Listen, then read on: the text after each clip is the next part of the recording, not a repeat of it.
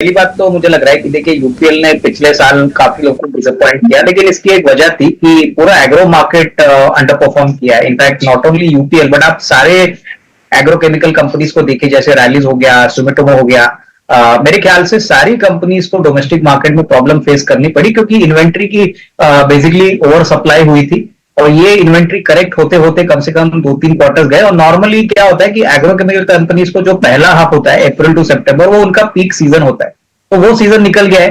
तो अभी अगले 6 महीने में कोई बड़ी ग्रोथ आपको FY24 में देखने को नहीं मिलेगी।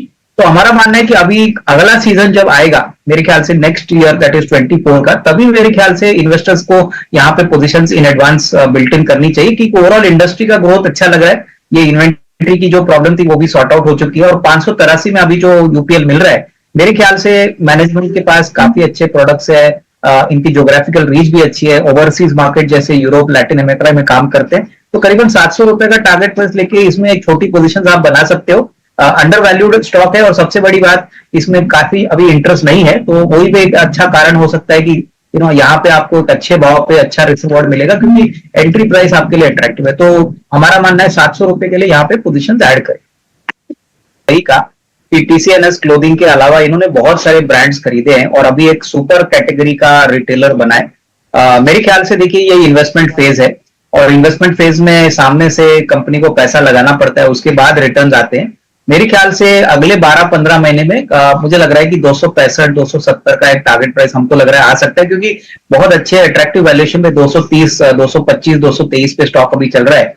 तो करीबन अगर किसी का नजरिया मीडियम टू लॉन्ग टर्म है तो ही निवेश करिए, क्योंकि रिटेल के बिजनेस में देखिए मार्जिन बहुत कम होते हैं, लेकिन वॉल्यूम ग्रोथ अपॉर्चुनिटी बहुत बड़ी है इंडिया में। अभी भी इंडिया में ऑर्गेनाइज रिटेल बहुत कम मात्रा में चलता है और जिस प्रकार से कंजम्पशन हो रहा है, लोगों के एस्पिरेशंस बढ़ रहे हैं, तो यहाँ पे डेफिनेटली कंपनी का लॉन्ग टर्म में जरूर फायदा होगा, लेकिन थोड़ा स्लो मूवर है, ये ध्यान में रखिए। तो हमारी तरफ से होल्ड है with target price of around 260-265 अगले 12 महीने। अभी जो करंट प्राइस चल रहा है उसमें ज्यादातर सारे नेगेटिव्स प्राइस में फैक्टर्ड इन है। और देखिए ये बैंक बहुत पुराना बैंक है, बेसिकली साउथ में बहुत अच्छी तरह से बिजनेस करता है। इनका गोल्ड फाइनेंसिंग बुक देखिए या स्मॉल सेक्टर में एसएमई एमएसएमई का बुक देखिए तो बहुत अच्छी तरह से बढ़ रहा है। मेरे ख्याल से एसेट क्वालिटी भी ठीक ठाक है। जो मार्केट को शायद पसंद नहीं आया वो बेसिकली कुछ रिपोर्ट्स थे जहां पे इन्होंने अकाउंटिंग अपने कई लोन अकाउंट्स के बराबर नहीं किए थे, लेकिन अभी मेरे ख्याल से ये सॉर्ट आउट हो चुका है। अगले साल होपफुली अगर क्रेडिट ग्रोथ डबल डिजिट में रहता है और gold finance, SME MSME finance में ग्रोथ ये मेंटेन कर पाते हैं, तो मेरे ख्याल से नंबर आने वाले साल में काफी अच्छे रहेंगे।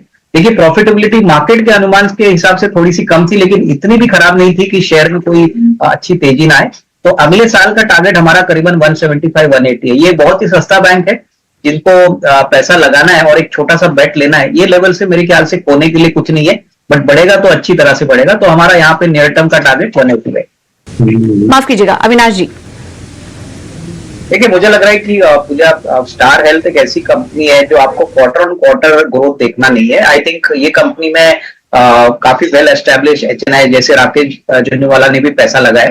मेरे ख्याल से ये इनका जो मेडिक्लेम का जो प्रोडक्ट है वो बहुत ही स्केलेबल प्रोडक्ट है, बहुत ही पॉपुलर है।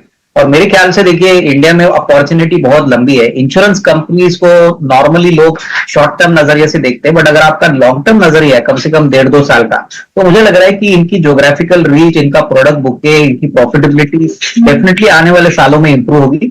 हालांकि देखिए डेफिनेटली पब्लिक इश्यू के बाद एक्सपेक्टेशन तो बहुत थी जो शायद कंपनी ने नहीं मेंटेन की, लेकिन करंट लेवल पे 525-523 पे ये स्टॉक बहुत अट्रैक्टिव लग रहा है। अगर आपका लंबा नजरिया है तो मुझे लगता है कि एटलीस्ट नियर टर्म में तो 600 रुपए का फेयर वैल्यू बनना चाहिए और यहाँ पे पोजीशन होल्ड करनी चाहिए। थोड़ा समय इसको आप दे दें तो अच्छा पैसा यहाँ पे जरूर बनेगा।